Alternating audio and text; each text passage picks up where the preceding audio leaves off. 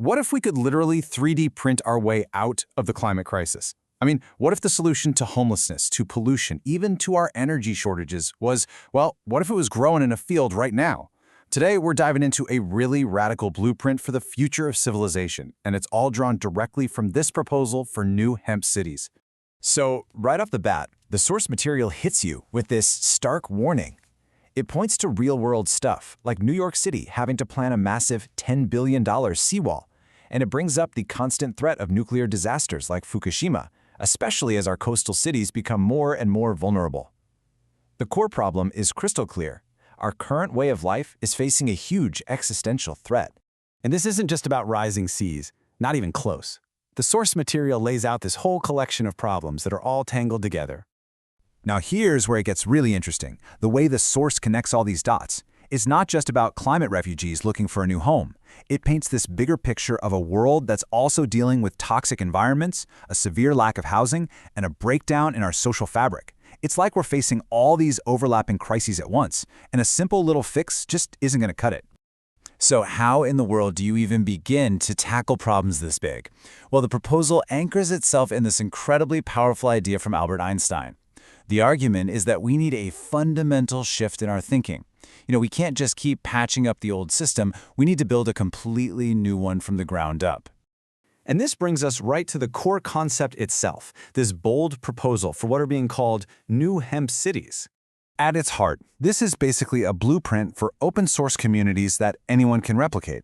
The big idea is to use advanced technology, we're talking 3D printing, and combine it with an amazing natural resource, hemp, to create entirely new, self-sufficient towns that are designed from the get-go to be resilient and sustainable.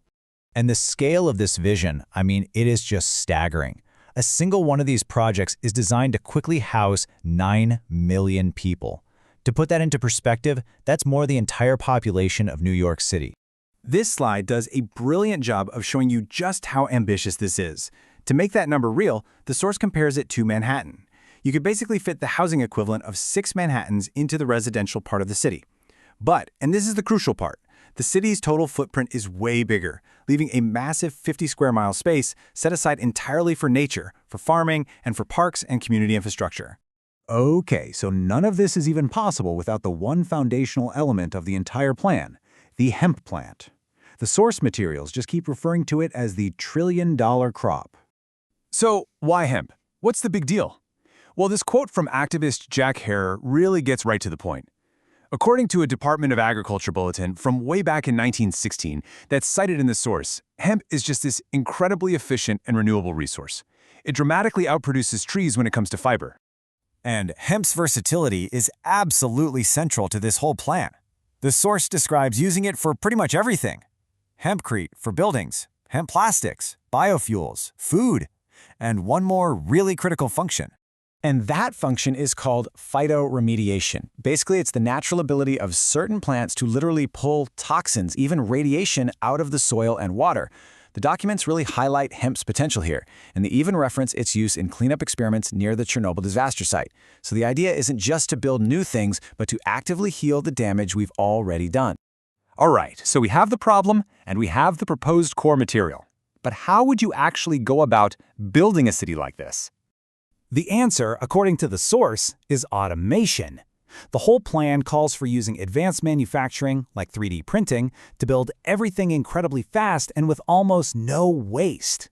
They mentioned a specific technique called contour crafting, which can supposedly print a 2,000-square-foot house in under 24 hours. And get this, the source even mentions 4D and 5D printing. We're talking about materials that can change shape or even self-assemble over time. And this isn't just some vague dream. The proposal lays out a really clear two-step timeline. First, you've got a 2-year setup phase. That's for raising the money, securing the land, and growing the first big hemp crops. Then in years 3 to 5, the printing begins, creating the city's entire infrastructure from the very materials grown right there on site. And the buildings themselves, they're designed for this new world. They're called Tubman-style structures, and they've got these cool dome shapes to withstand high winds, and layers of shielding to protect against water and radiation. The source also points to some pretty futuristic features, like integrated free energy systems and advanced magnetic water purification. You can see how every feature is a direct answer to one of those crises we talked about at the start. It's an incredibly ambitious vision, right? A dream of a better future. But it kind of brings to mind that famous question about what happens to dreams that are put off for just a little too long. Using these powerful words of Langston Hughes, the text sets up this really reflective moment. After decades of environmental warnings and social problems, is this idea just another dream that's going to be left to dry up? But then, the source provides its own dramatic answer. It argues this isn't a dream deferred at all. Instead, it's a dream whose time has finally come, one that is just ready to explode into reality. This whole idea is captured perfectly in the title of a book by Chris Conrad, who's featured in the source material, Hemp, Lifeline to the Future. The central argument is that hemp isn't just some useful crop. It's being presented as the key, the lifeline, to solving our biggest environmental and economic crises. So that's the blueprint, right there, laid out in the new Hemp Cities proposal, a comprehensive, totally radical vision for a future that's built, fueled, and maybe even healed by a single plant. And it really just leaves us with one final crucial question to think about. Is it?